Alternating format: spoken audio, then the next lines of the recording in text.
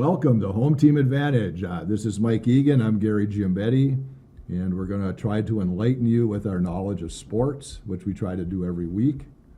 Whether it works or not, I don't know. That's why they only gave us a half an hour. Well, yeah, because a half an hour of us is Oh, I'll take that back, 27 minutes. 27 minutes.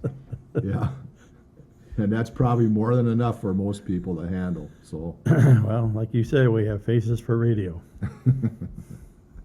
so let's we can start with fall sports is just about wrapped up.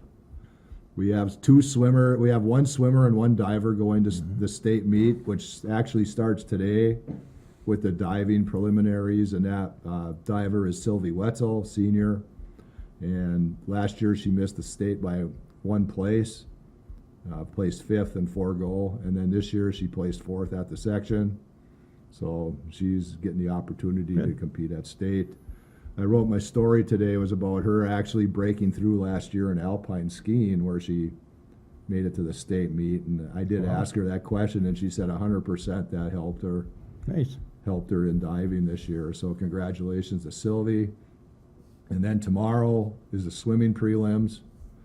Starts at 12 noon at the Gene K. Freeman Aquatic Center on the campus of the University of Minnesota. That's a mouthful. Right. And that's Rainey Gibson, junior. She advanced last year in the butterfly and placed ninth, won the consolation championship last year. So this year with I think a 59 something. I don't know offhand what the actual time was. But this year she swam and won the section in the butterfly with a 59, just a little bit slower than her end time last year. But she did win the section title in the 100 butterfly, so she's going down in that. And then she also advanced in the 50 freestyle, where she actually tied for first with Emily Erickson of Grand Rapids, which is, I've seen ties before, but never really It's kind of unusual in a swim meet. a tie for first place. Yeah. Maybe Venziano's seen it more than I have, but haven't seen ties for first place like that. Wow. But she had been losing to the Erickson girl all year, and then tied her. So You know what's next then? Well, Gotta down beat at her. state, she Yeah. got to swim a faster time. Maybe she will. We'll see what happens. But she has a chance, obviously, to place in the butterfly. I don't know what the chances are in the freestyle in the 50, but she has a chance to again place at least somewhere in the top 16 in the butterfly. Good for her. So hopefully she wants to go below 58. I don't know. I think she can get into 58s. I don't know if she can get faster, but good luck to her. Good luck to Rainey, and hopefully she can break 58. She's already has a school record anyway, so anything she does now is.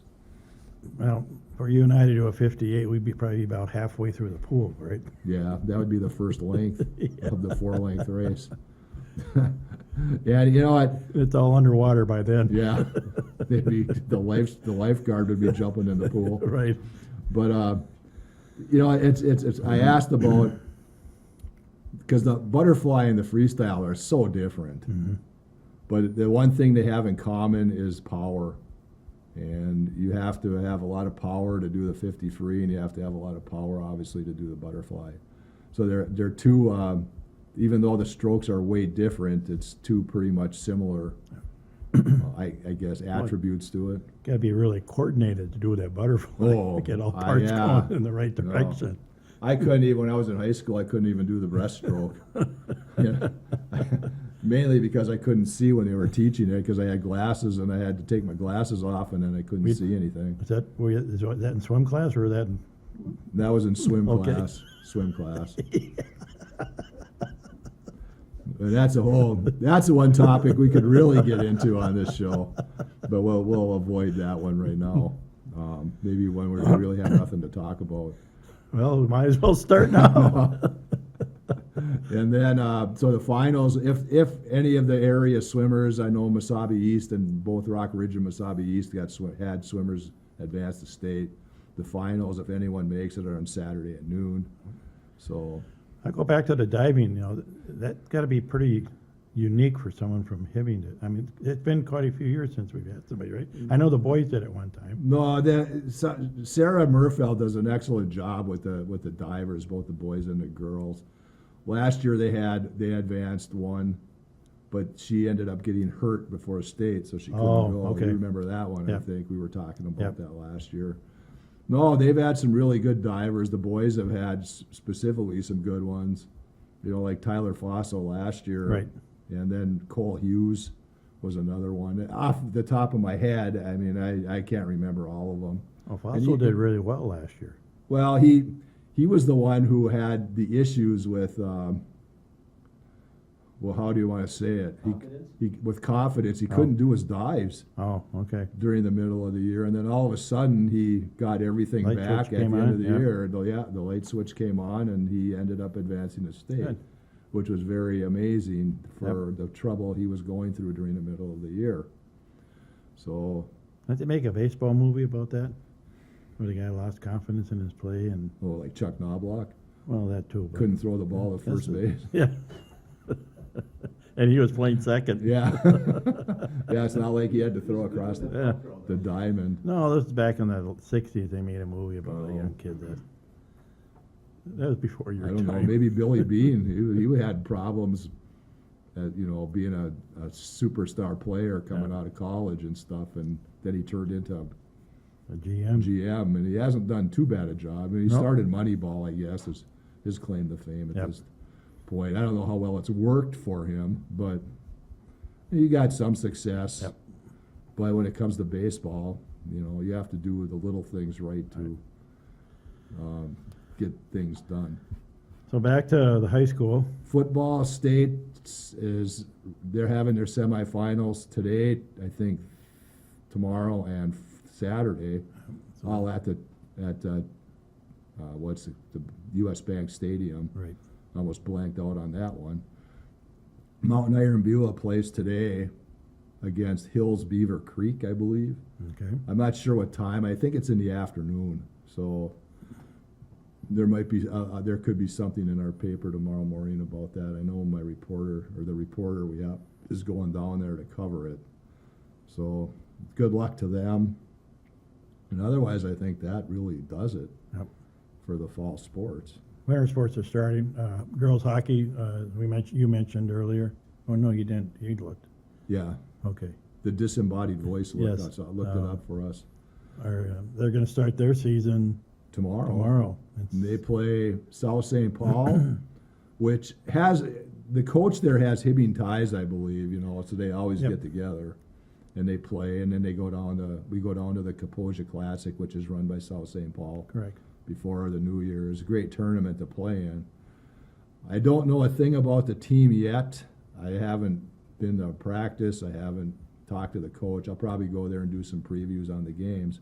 But they play South St. Paul, and then they play Eden Prairie on Saturday. So we laughed or joked about before the show started about they're not scheduling cupcake No. teams to start the season. No. Because Eden Prairie is probably going to be pretty good, and South St. Paul, they're a double-A school, and then South St. Paul's a single-A school. So they're starting the season out with two very tough teams, and I'm assuming they must be playing somebody else if they're coming up here for the weekend. So maybe they're playing Rock Ridge, or maybe they're playing Grand Rapids at some point. Right. This switch days, so I don't know how that's working out for them, but I wouldn't think they'd come up here for one game. Well, I think you're right. It'd have to be.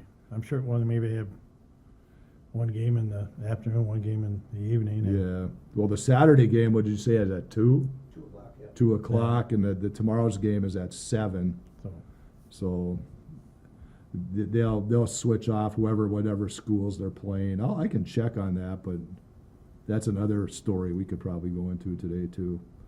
I don't have a phone yet. oh, that's right. Apple called. Yeah, no, but we'll get through this other stuff first. It's more important. The community college men were 1-2, and then they went to North Dakota over the last weekend and lost 2 games. They actually play tonight against Oak Hills Christian Academy. That's here at Dick Veracek Gymnasium at 6:30 p.m. They're going to be a fun team to watch, I think, this year. They share the ball, and I don't think there's any one, they're not gonna dribble it into submission for 30 seconds and then Yeah. shoot a three-pointer. They might shoot a lot of threes anyway, but they're not gonna do it that way. Well, So- hopefully their percentage is better than the Timberwolves. Well, yeah, on 3 we'll points. get there. Yeah, we'll get to that. I'm looking forward to that one. And then that, and obviously, boys hockey and girls basketball started on Monday practices, and then I believe boys basketball and wrestling start next Monday. So pretty soon, all the winter sports will be going. Boys Right. swimming doesn't start until December, that first Monday in December. So they'll be the last one to get going there. So that takes care of that. Some expectations for the boys hockey program this year? Have we heard? Well, no, I haven't really Okay. been there either, so I don't know much about it. I know, What the hell have you been doing? well, nothing. I guess I'm trying to. Because I don't need to go to practices. I mean, I have better things. Well, I can sit at home and watch TV rather than go to a practice, because that seems to be what I'm doing lately.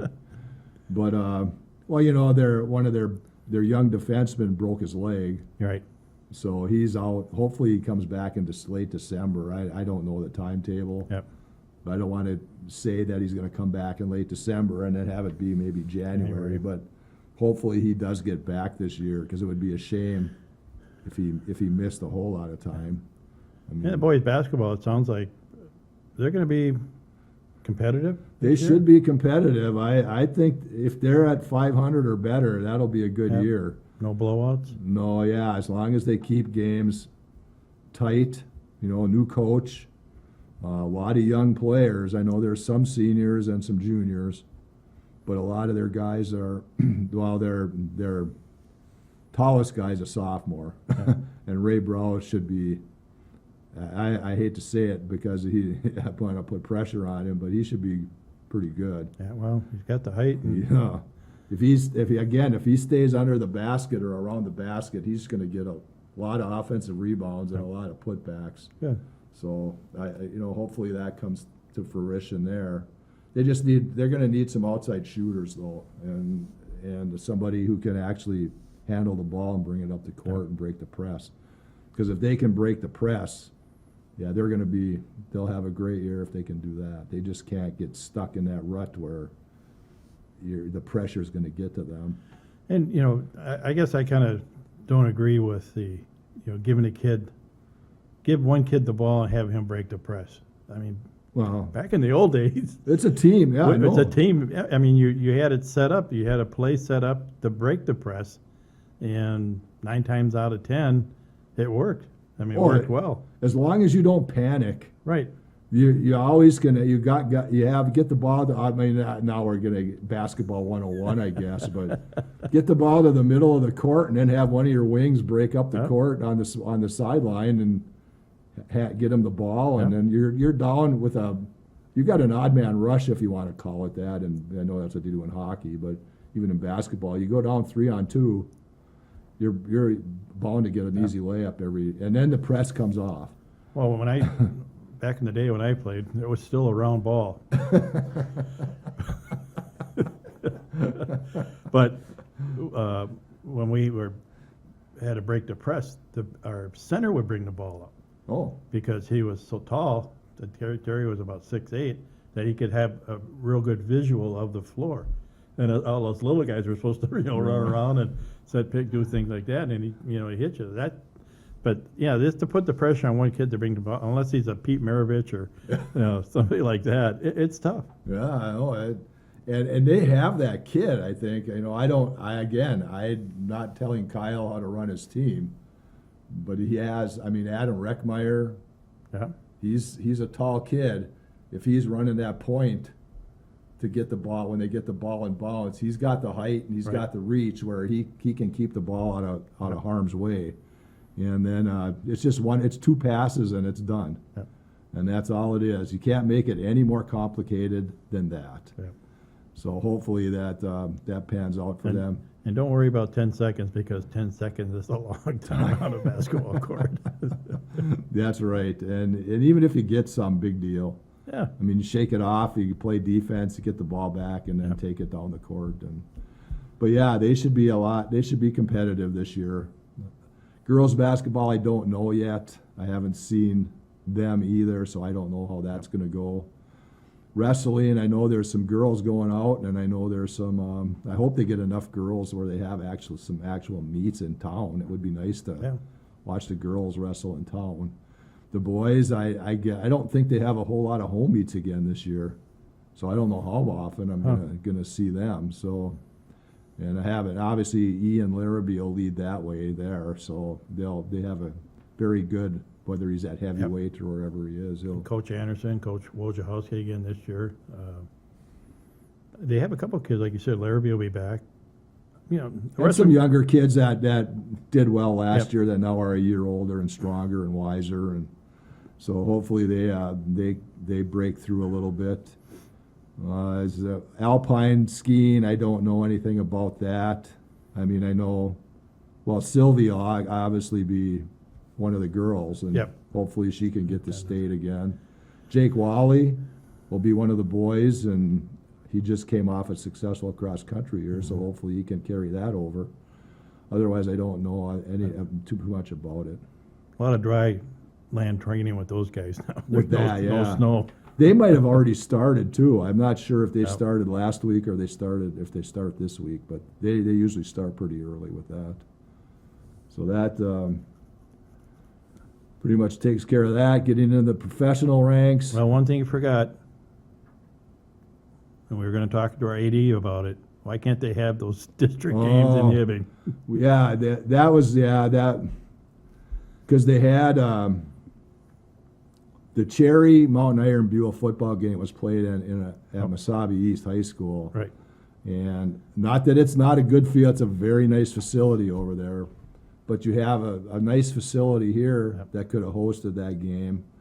And it made it a lot easier on me to have to drive over to Aurora. I could have driven to Cheever Field or even the Mountain Iron. And Mountain Iron's the #1 seed, so if they have it at home, what's the big deal about Right. that? I know they like playing on neutral surfaces, but they certainly could have come here to play that game. But evidently it's locked into Mesabi East. Yeah. And again, they have a nice facility. I'm not knocking their facility. It's No. very good. And the Well- people over there are very kind and gracious.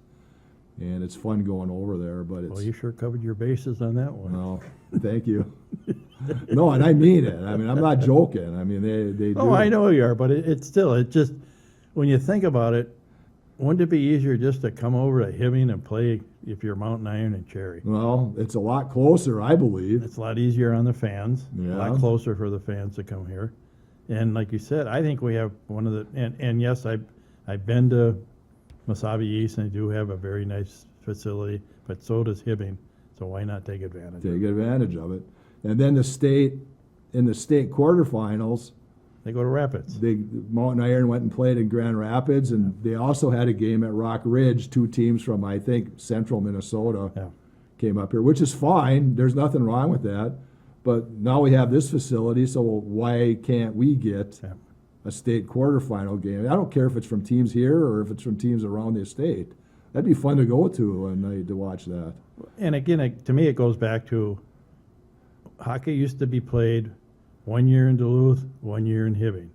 Basketball the same. Now everything's in Duluth. Why? Because they have more hotels, more restaurants. They don't have necessarily better facilities. I mean, you're playing one game. It's not like you're going to spend the weekend. No, they don't fill Amsoil Arena for No. maybe for the AA they do, but maybe for the single A I don't remember it being full. Did Hibbing actually they played Hermantown in the finals Hermantown. last year? Yep. Was that in the finals or was that in the semis? Semis, wasn't it? No, final. It was in the finals, Yeah. I believe. Yeah, because we beat Cloquet in the semifinals, and that place wasn't full. No. And you come and bring it up here to the arena, and it's gonna be Rocking. rocking because it's a lot better place to play, I Yep. think. But yeah, I mean, and I'll jokingly talk to James about it, but we'll see what we can do. It's all about Section 7 and that Yep. they run it down in Cloquet or Esco or wherever they're running it and wherever the main But people are. And I do give credit to Mr. McDonald the county commissioner, who was able to get the A tournament played at the Memorial Building, which I think worked out really well, because that was packed too, so. Mhm. And I think this year we might have, I think we have the girls. I think we have the girls A this year. I don't think the Yeah. boys is here, but the girls A tournament will Yep. be here. So, and hopefully, hey, maybe, maybe Hibbing will play some games here this year, and either boys or girls. Yep. Well, we'll see. So thank you for bringing that up again. Yep. It's a kind of a sore subject, but it's nothing to get too worked up about Well, either. I figure I'd either talk about that or your phone, since your phone is such a bad thing to talk Well, yeah, about. that's, Stick to the athletics. yeah. Now let's get to the Timberwolves. Who? Where to start? First, I think we both agree that the trade they made, Hasn't worked out too well. well, no, but it was a decent trade at the Yep. time. I Yep. think we agree on that. Well, as I was told by a former NBA player, I can't mention it. Oh, all right, we don't have to. That the trade was good for Towns and for the Timberwolves, due to the fact that he wasn't good in the locker room, and that Timberwolves saved a lot of money. It was good for Mr. Towns because he was going to a place that he could get the recognition and the hoopla that comes along with that. So, but so far, the two guys he got from New York just haven't worked out. Well, Julius Randle's been up and down. I mean, if there's any guy I would want on my team, it would be him, because he's such an animal when he gets down Right. into the paint. But yeah, I mean, but I don't know what his effort level's like, and I'm not questioning it because I don't know, but I just hear that on sports talk. Yeah, he doesn't like to pass the ball either. Well, they have a bunch of alphas on that team that want the ball in their hands, and I was wondering how that was going to work out. Well, I made a comment before we started the show that I was watching them the last two nights when they're playing in Portland. I couldn't watch any more of that game last night because it looks like I'm watching a pop art basketball game on a basketball floor. Whatever happened to just playing on like the old Boston Garden floor, Wow. an actual floor that's not painted up to look like it's pop art? That's what they want for this cup thing. I mean, That's they've got- ridiculous. yeah, so the Wolves will have one of those floors put in when they get their home games for that. But yeah, this cup thing is a joke anyway, Yeah. I think. So, But we said that when we were talking, we thought the Timberwolves would keep playing the way they are playing now. They'll be lucky to be in the top 10. yeah, I agree. I don't think they're going to be that good this year.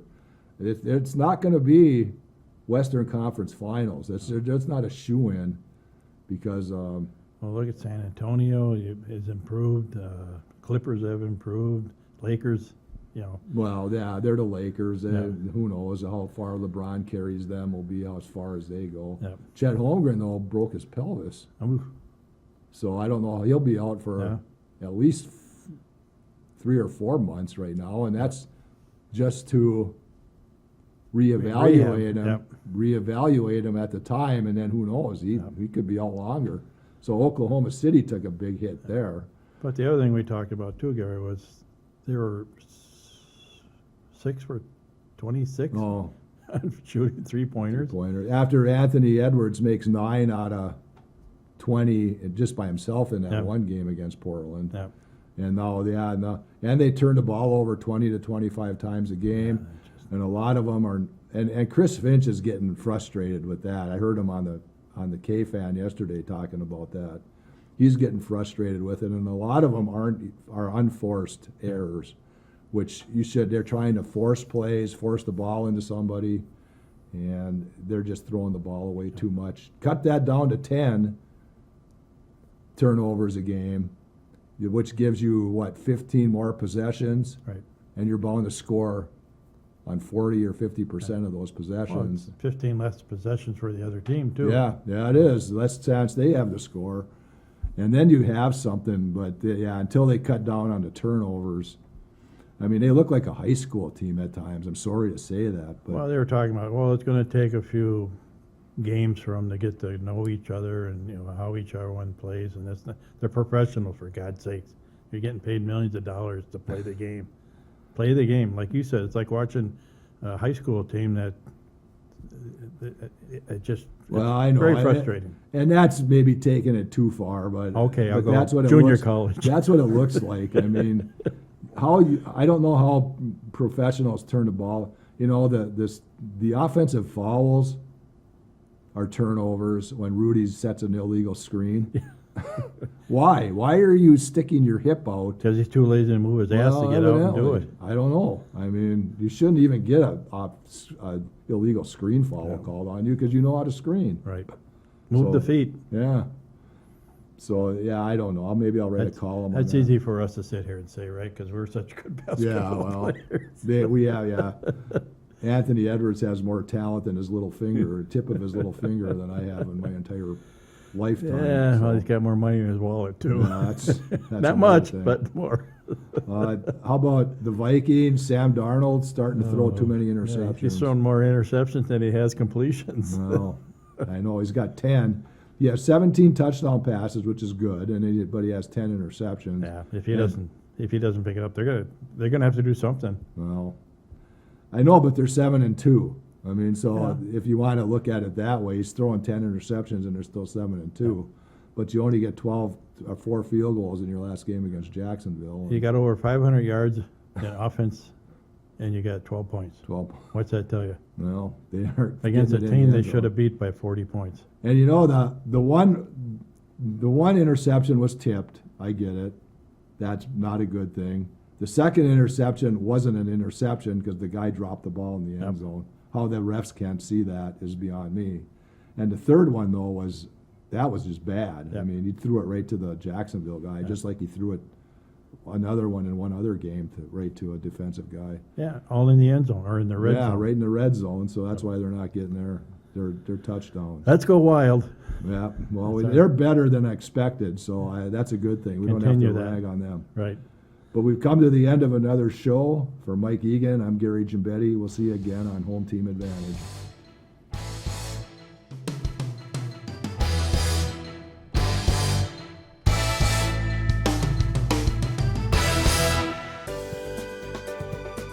For over 25 years, U.S. Bank, located at 211 East Howard Street in Hibbing, Minnesota, has provided office and studio space for Hibbing Public Access Television.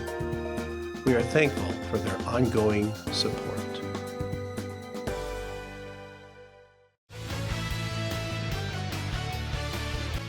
HPAT thanks Premier Fitness at Deluxe for their donation and support. They welcome individual and family memberships. To learn more, call them at 218-440-1191.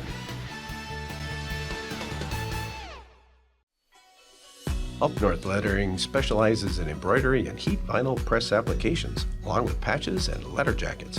For more information, call them at 218-966-7850. HPAT would like to thank them for their donation and support. Hibbing Public Access TV may be viewed on these platforms: hpat.org with video on demand, Mediacom Hibbing 802, 805, and 807. On Roku, Apple TV, and Amazon Fire TV. Download the Hibbing Public Access TV app for your iPhone and Android devices. Find us on Facebook, YouTube, and Vimeo. For more information, scan the QR code and go to hpat.org.